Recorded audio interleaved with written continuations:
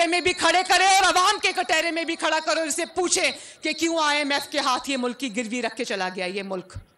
آج اگر ہم چاہیں بھی تو دن رات کی سر توڑ کوششیں کر رہے، میں خدا کو گواہ بنا کر کہتی ہوں شہباز شریف صاحب 6 بجے کام شروع کرتے ہیں، اسحاق ڈار صاحب صبح فجر کے بعد کام شروع کرتے ہیں،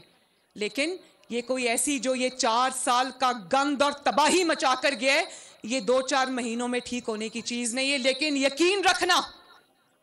کہ اگر 3 دفعہ جب بھی آپ نے اقتدار دیا،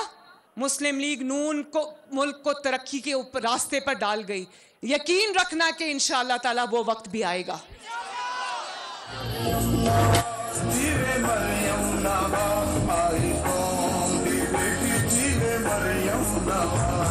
اور میں یہ بھی بتا دوں، یہ اگلے 5 سال کے اوپر نظر رکھ کے بیٹھا ہے، جس نے 4 سال میں ملک کا بیڑا غرق کر دیا، ایک کونے سے دوسرے کونے تک تباہی مچا دی۔ 4 سال میں اگر اگلے 5 سال بھی اس کو مل جاتے تو سوچو آپ سب کا کیا حال ہوتا۔ اور آج مان گیا ہے، کہتا ہے کہ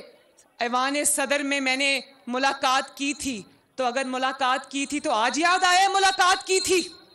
وہ چپ کر کے چھپ کے رات کے اندھیرے میں ملاقات کیوں کی تھی؟ وہ اس لیے کی تھی کہ شاید دوبارہ سے سازش کرنے کا موقع مل جائے،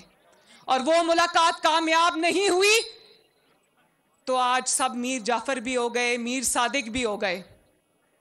بات ہے، اور کل پرسوں سن رہی تھی، کہہ رہا تھا تالی ایک